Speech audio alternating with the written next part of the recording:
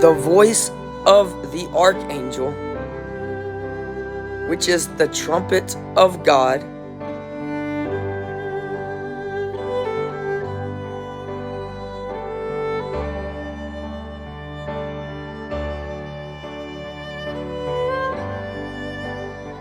is the sound of the seventh trumpet, according to John the Apostle.